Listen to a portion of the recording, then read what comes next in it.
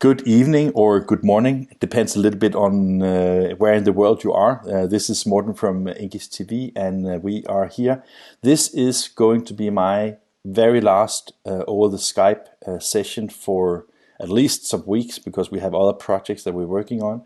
And I am honored, very honored actually, to talk to Hawkinson, who is working for Canon Solutions America. And I always tell people where we are because we have been all around the world, and this time we are in Florida. And I'm jealous at you, Eric, so because that is a nice place in the world. I like it a lot. So welcome to the show. Hey, Morten, thanks for having me again. You said you're honored. I'm the one that should be honored.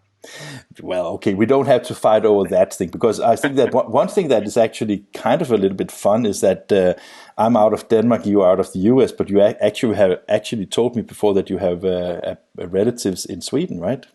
We do, yeah. So it's funny. It's this is a way too long of a story, but so my grandparents actually came from Sweden.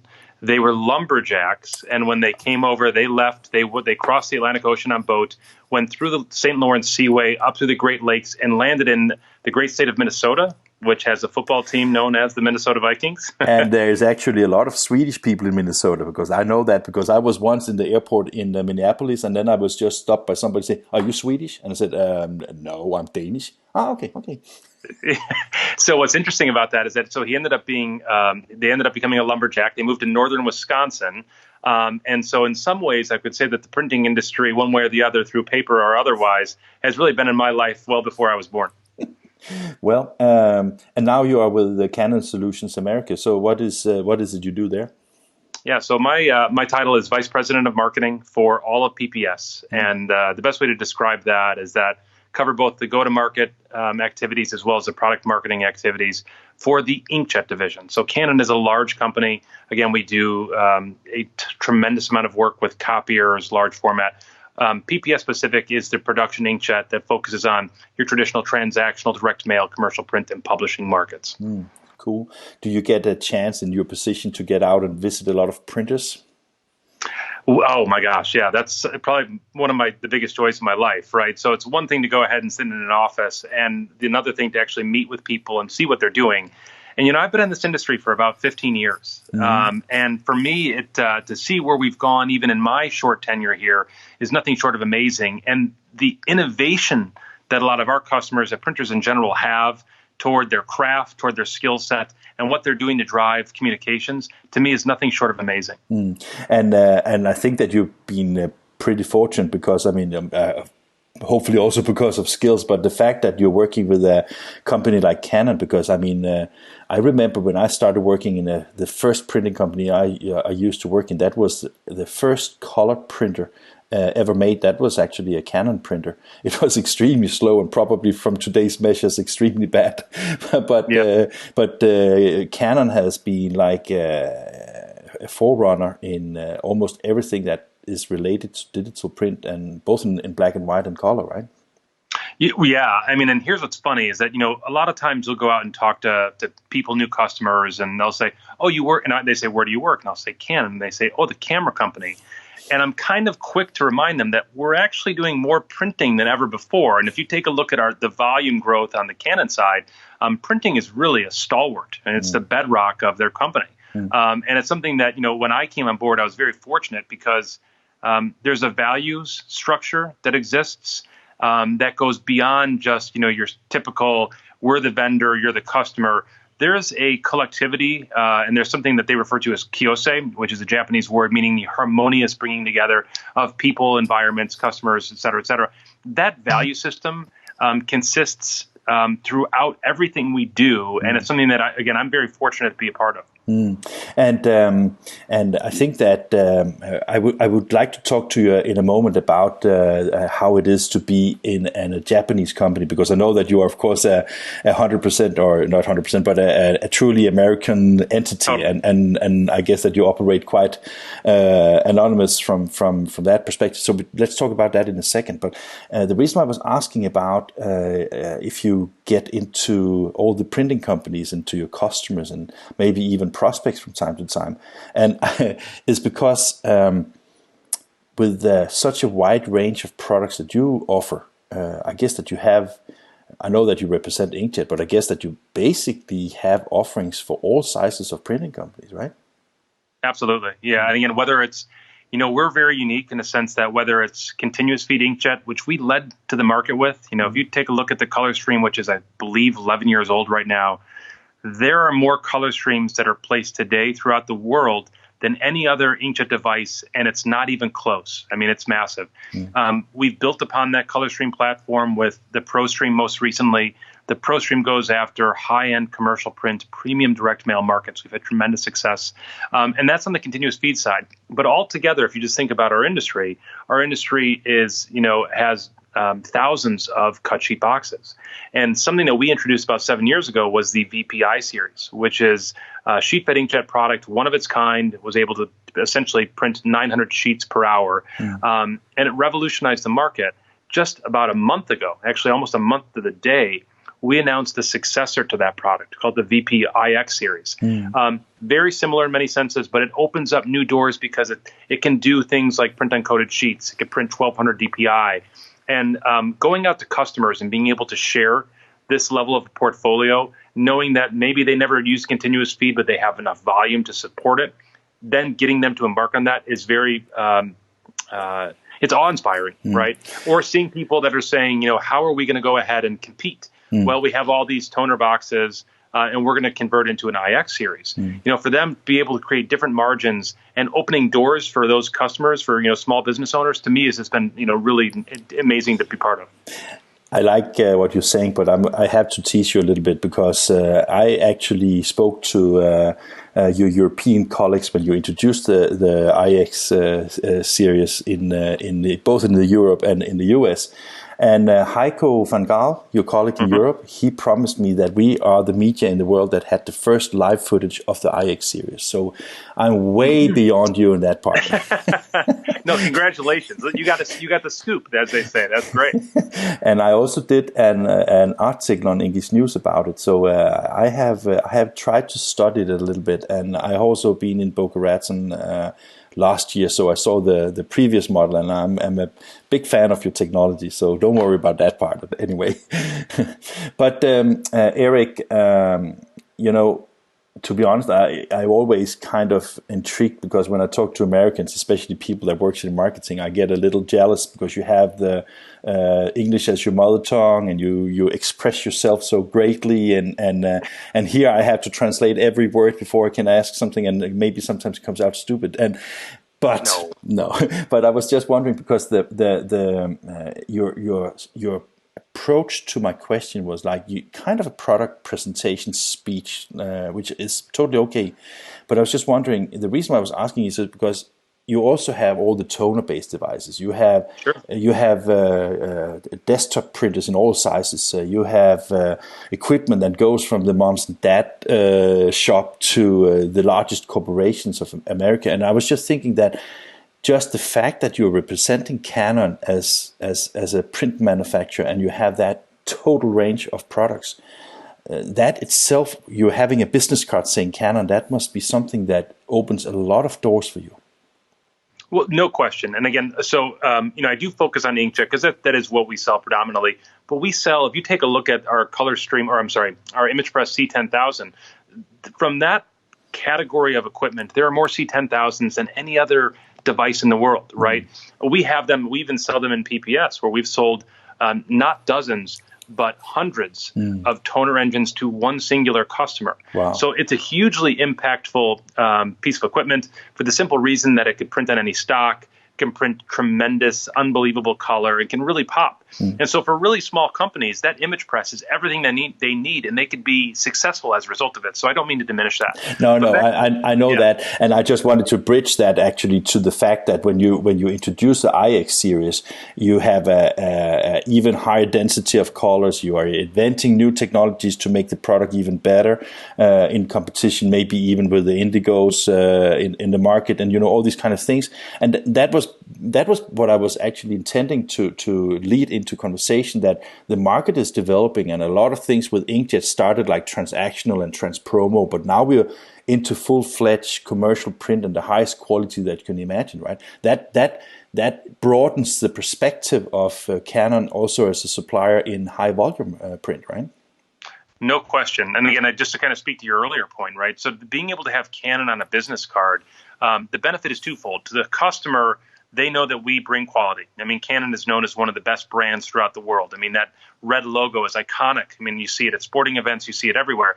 But what's nice from a customer standpoint, it's, let's say they're not interested in cut-sheet toner or inkjet, but they have a huge need for, in this day and age, a sign, right? They have to have a sign that's going to go in front of their building that says, we're offering takeout. You know, it's a restaurant. They're trying to find ways to keep their businesses. I can go ahead and connect them to our large format team, which uses a combination of whether it's the Colorado, which is a UV gel technology, or the Arizona, which is a really amazing piece of flatbed machinery.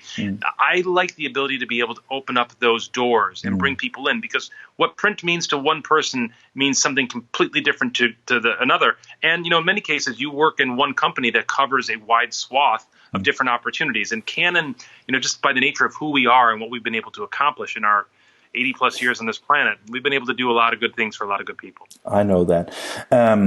So I think that was a good telling from your side. One more question I have is that Sure. When you go into the printing companies and you talk to the owners and the operators and all the people that you meet there, are you also in that? When you go to customers, is it also like your opportunity to investigate what are the needs for the future and having some feedback from potential customers and about the future, so you can return to your desk and write an email to Mr. Canon in Japan and say, please make an IEX 400 as well? Yeah, actually, that's a great question. So let me take it a step further. The feedback from our customers is constant. If you're going to get me and my boss, Francis McMahon, who runs the division, in a room and we're going to come out with what's the future of printing, you are talking to the two wrong people, right? We have a really good idea, but it's the printers who are on the ground, who are actually saying, here's what we're seeing, here's things we have to deal with the United States Postal Service. How are you going to work around that? So what we do to kind of get a better sense of where they're at is we actually bring together a digital printing advisory council. So this advisory council, and I can't share the names, I wish I could. There's there's 13 people who come together 6 times over the course of 2 years. And then we literally walk them through our entire product portfolio. More than that, we allow them to say, listen, what's your pressing need? And maybe other people in that room will go ahead and give some ideas. We walk them through kind of what's going to be happening with Think, which I know we're going to talk about before too long. And the purpose there, like I said, is that we're getting from them, from the horse's mouth, as they say in the U.S., what is being required. Yeah. And what's nice about that is in our advisory councils, we bring our factories. So we've had people from Japan and the Netherlands and Germany who come and get to hear from our customers. And these are some of the largest printers in the United States, and find out what they need to do, go back and have agile development to go ahead and create equipment that meets their needs. And again, this is going to sound like a Canon commercial, and I apologize, but there's a reason that for 10 straight years we've led the world in market share. It's because we have this back and forth with our customers, that it's not just us dictating to them, here's what you're going to print and you're going to like it. No. Tell us what you need. We're going to build it, and then we're going to grow together. And that's, again, the PPS division, and under the leadership of Francis, we've grown this business tremendously for Canon, and they've noticed and they've invested to get this world-class technology in front of customers. And one of the reasons why I was trying to have that path around our conversation was, of course, you mentioned it yourself, that the Think Ahead conference that is now yesterday announced to move to a virtual conference due to the COVID-19. That is also an opportunity, because that is like a user conference where you can really share information among users and gather information and learn from the industry. And I guess that from a Think Ahead perspective, that is where, but I mean, when your advisory that you just spoke about is like the 13 printers, and you said some of the largest printing companies in America, I think that this Think Ahead is all sizes of customers, right? So is the idea with the conference like Think, is that like both doesn't maybe sound right, but both to push information and get information? No, for sure. Right. And again, so the big thing with Think, and, again, not to go into my history because no one really cares, but I started in the industry with user groups, right? We found that something that was very important. And when I came to work for... I saw you on your LinkedIn profile that you have been with Dscoop, right? So that was the HP community, right? Similar. Yeah. Right? And Francis, again, my boss, we founded it, right? It was created based on his idea, and I just implemented it, right? So when so that is the horse's mouth again, right? Yeah, and by the way, there was a ton of other people that were involved. It wasn't universally the reason for it, but I played a big role in it. And then when Francis came over here, he explained the role that Inkjet has to play, and he's like, one of the things we're going to want to do is create a user community where people are taking this emerging technology and finding ways to make it work for them. So we created this user group 5 years ago. It's had tremendous success. Last year we had well over 600 attendees, which for a market which is way smaller than a toner market. I mean, there's only so many people that can actually afford inkjet equipment. It's an amazing number. And we have a customer-run board of directors, which is led by Bob Ratsis, supported by some really incredible customers that come up with the content. It's not Eric Hawkinson coming up with the content. It's you guys go ahead based on your customers' needs. And then as a result, you're going to have industry analysts lead these sessions and have other customers sit on it, right? Now, so they're going to go ahead and have 30 sessions regardless. And then our benefit is we want them to come to our customer experience center. And I do want to share that we have a brand new customer experience center. Yeah. We're renaming it the Customer Innovation Center, the CIC. That's so cool because, sorry to interrupt. Yeah, go ahead. It's just because that was another reason why I was a little disappointed that it becomes virtual, because Tonya also told me that you got like this new experience center. I'm not part of the fun. That is unfair.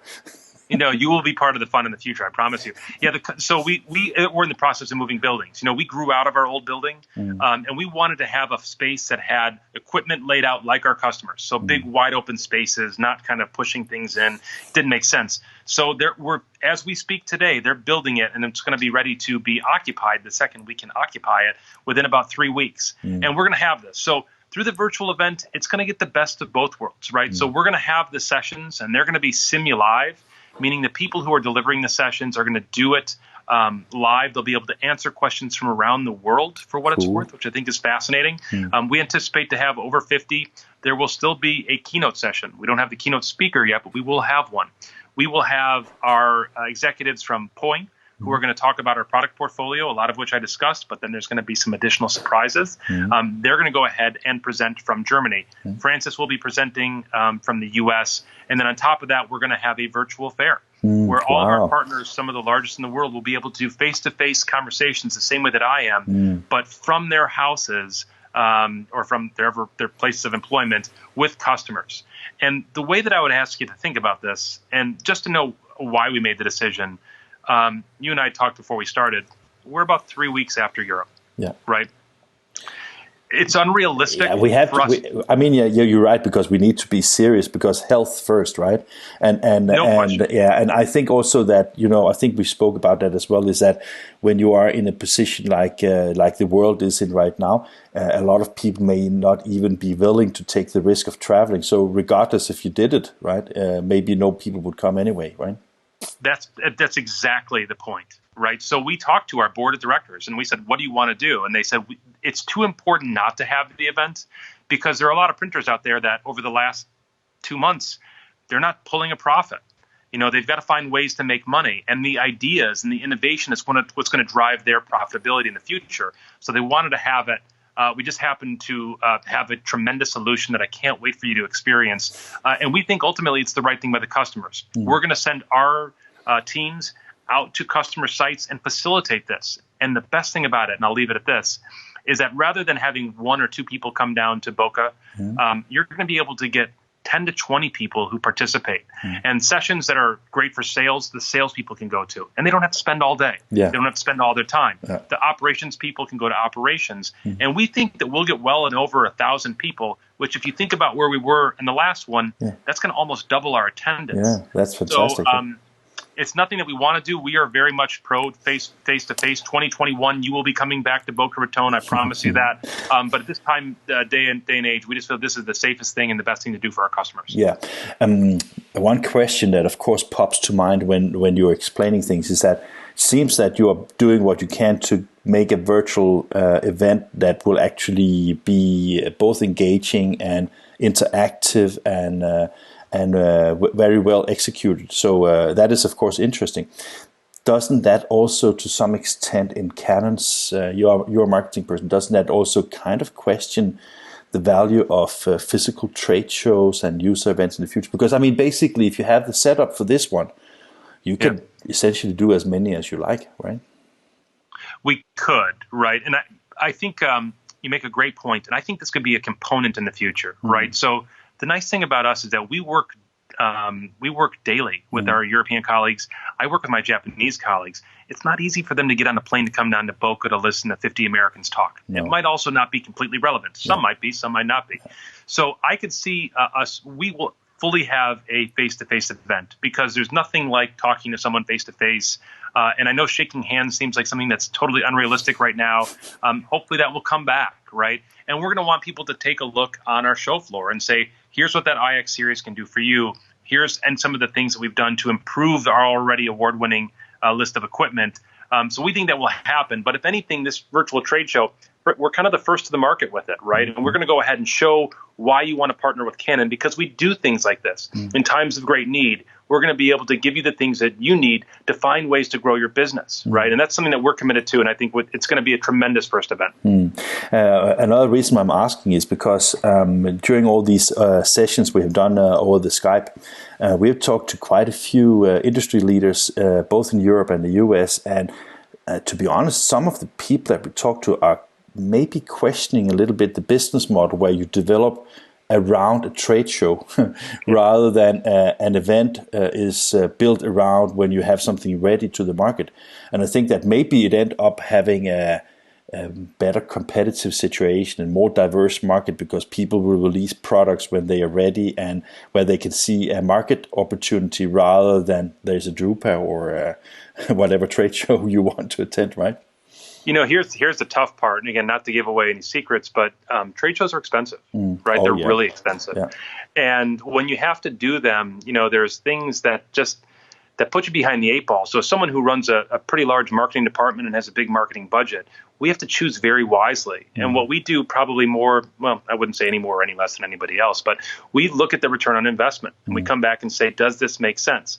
Think is one of those things that you can't place a value on it for us, because in many ways, these people are learning from other customers to drive their volume. And at the end of the day, we want to find ways to get volume on these machines. It's going to help them employ more people. It's going to help them get better accounts.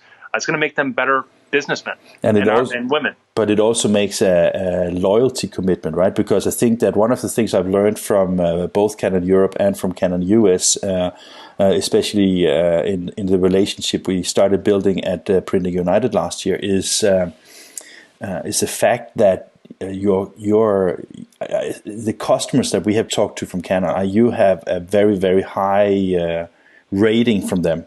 And I think that they, at least the ones we have been talking to, see you way more than a partner compared to just a supplier. So I think that also a user conference is kind of, you know, I know people pay money to go there, of course, but I guess you still invest a lot of money in making sure that an event like that can take place and give back to your community, right? Yeah, there has to be a return on that investment. And again, we invest a lot into Think, but it's paid huge dividends in the form of customer testimonials saying, you guys opened doors to me with other customers that I could have never gotten had I not been able to meet them at Think, right? And it's our job to be good corporate citizens, to bring people in that same area, whether it's virtual or whether it's face-to-face, and get them having those conversations so that they're going to push their business forward. So that's something that we're committed to. I'll share one last thing with you, and again, it's not Think related, but one of the things we're doing right now is we've got a professional services organization that's created a program called Project 360, where we're going out to review customers' volume and how can you make more money on it, right? We know, especially in these times when they're profit-stricken, right? There are people who have it's been a struggle. What are you going to do over the last 6 months of this calendar year to go ahead and turn a profit? We've got teams of people that are going out there to do it. I know it's not unique to us. We just happen to have a flow. We've got a design, and we're executing it, I think, better than anybody in the industry. tend to agree. I don't know all of the activities in the US, but I know that the people I know about that knows about Canon always rate you very high, as I said. When we look at the market, how of course the Corona crisis is influencing everybody a lot right now. What is your perspective on the market? How will it look when this hopefully soon is getting more to normal times? You're putting me on the spot, right? So I think, whenever you have times of tragedy, and I don't think there's another way to describe this. This has been a very sad time in our era, right? In my lifetime, in your lifetime. Yeah. It's the people who are innovative and who can come up with better ways of doing things that end up getting stronger. I mean, you have to look back to the what in the U.S. they refer to as the Great Recession, and all the companies that were born out of that very desperate time here in the States, dealing with the housing crisis, among other things. We're hearing from a lot of customers, they're using this as an opportunity to acquire companies, right?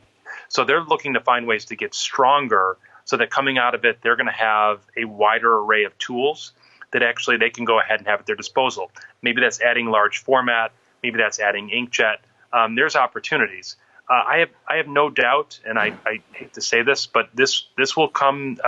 It will come to some companies will close up. I mean, it's going to happen. I think what people have to do is evaluate now, and what do I need to do to be competitive? Yeah, and whether that is an acquisition or otherwise. Yeah, but that also, of course, have to put a question that you may not want to answer, but I ask it anyway. Sure.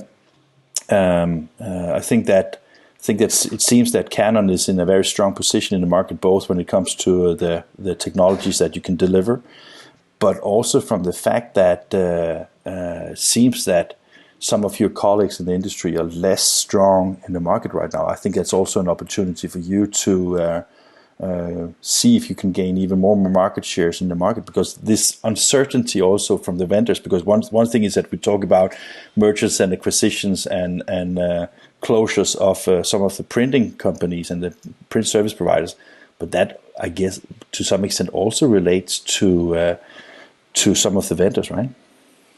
Yeah, everyone has their strengths and weaknesses, right? What I would ask any potential customers or even our existing customers is look at what we're delivering for you, right? Whether that's a very wide portfolio, whether it's the programs or the tools that we're providing, whether it's the access to the executive team or the leadership team. I stand behind the fact that Canon is out to advance printers across the world, right? That's something that we want to do because it's in our nature, it's in our business. Yeah. So that what I said at the beginning is just as true right now. Kiyose is something that drives our business. And let's be honest, if there's no printers, we're going to lose. I won't be talking to you at the time if there's not any printers. So for us, we have to find ways to drive value. And if people are going to go look at who to talk to, start there. What will they do for me? How will they advance my business objectives? I'm pretty confident to say that Canon will check all those boxes. I'm totally sure that you're right on that part as well. Eric, to be honest, I think it's been wonderful talking to you. And now we spent half an hour in elaborating a little bit on a lot of different issues, which I found very interesting. So I want to thank you very much for spending some time with INKISH over the Skype. And I hope to see you soon in person. That would be awesome. And I'm going to talk to Tonya on next week about the actual conference, so I will get an update from that side as well. So I look forward to that, and once more saying thank you very much for your time here.